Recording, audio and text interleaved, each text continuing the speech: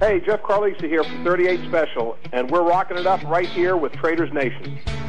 Welcome back. You are tuning in to Traders Nation. My pleasure to have back with us once again Raghee Horner. She's from Futures Trading Expert over there at Simpler Trading. Appreciate having her back with us today. Raghee, how are you today? I'm doing great. How about yourself? Doing really good. Hey, so listen to me. We're going to talk about oil prices here today. They have slipped a little bit here, but are traders looking at oil prices as a long-term prospect? Well, I think in any case when it comes to a trader, if we're looking at a short-term time frame versus a long-term time frame, right, if we're looking at a countdown to OPEC versus the reflation trade that's on, I'm a long-term bull in oil at least through the OPEC meeting, and also as long as Jerome Powell has this reflation trade alive and well, it's tough to bet against oil and oil stocks. Sure. There's a couple things that come into play, and certainly they're geopolitical in a sense, whereas we're seeing a potential production cut with OPEC, and then also, I mean, look at the deteriorating output there in Venezuela. I mean, will this fuel a oil or crude rebound? I'll tell you what, my friend, I think it already has. I think as we've seen that rally in equities as of January 4, when Powell probably made the quickest 180 in FOMC or Federal Reserve history that I can remember. I mean, that was just flat out whiplash from a hawkish outlook to that accommodation that we now see. Yeah. With that reflation trade back on, crude oil already got a good shot in the arm. With equity strength, the same thing has happened. OPEC's in a fight for their life. They know that the U.S. production's really only being hampered by the fact that we don't have the refinery nor the pipeline infrastructure just to keep up with the production that we have. We're going to eclipse Russia consistently, probably within the next 24 to 36 months. So they know that the production in the U.S. is here, it's for real, and we're going to be export-driven. So OPEC's got to do what it can to, number one, keep oil prices low enough to maybe keep those shale producers and reinvestment at a minimum, but high enough that they can pay their bills. Because, you know, you look at what's happening with the Saudis and their budget, they're in some hot water. So they need oil to be above $50, above 60, but not so high that they kick shale production into overdrive. Sure. You know, that's interesting because their economy certainly is driven by oil.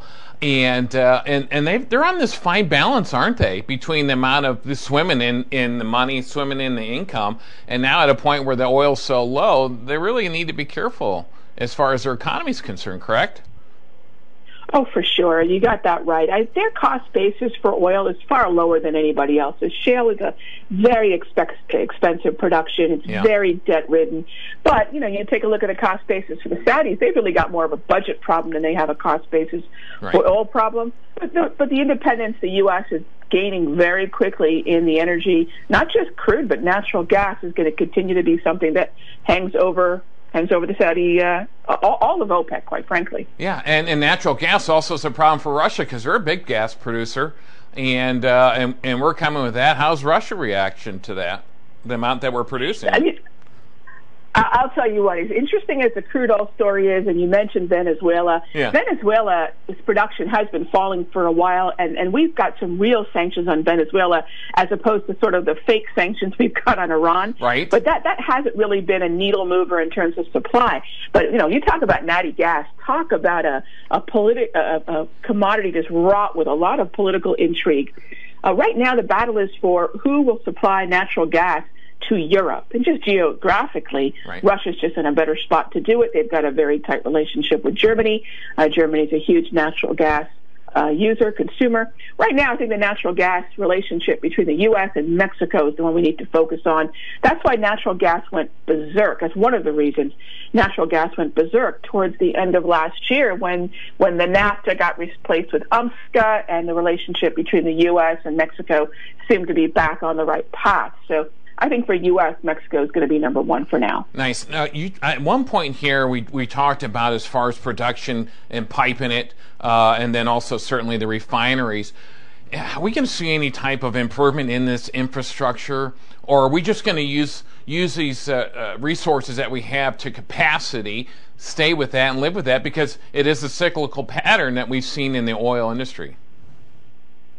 I think that's true, and you're right. When you look at the history of the cyclical nature of the refineries, the shutdowns and maintenance schedule, sure. But this was all before the U.S. became just really a juggernaut within oil production. So I think it's going to change. Yeah. I think the infrastructure investment's begun, and that's what I'm a big fan of for now, recommending traders look at long crude oil, long USO, long stocks and ETFs like the XLE, but avoiding the oil services, avoiding OIH, because the one thing we continue to see in the rig count, and this tells us a lot about optimism towards the latter part of 2019, we're not seeing the kind of CapEx spending that we would think if there was that much optimism about the U.S. economy. And we're seeing rig counts drop to, I believe, yearly lows at this point. So again, there's a mixed signal. Well, for now, we're quite bullish, but longer term, there's a big question mark. Yeah, that's interesting. So with the red tape being cut and the regulations being removed and our access to the oil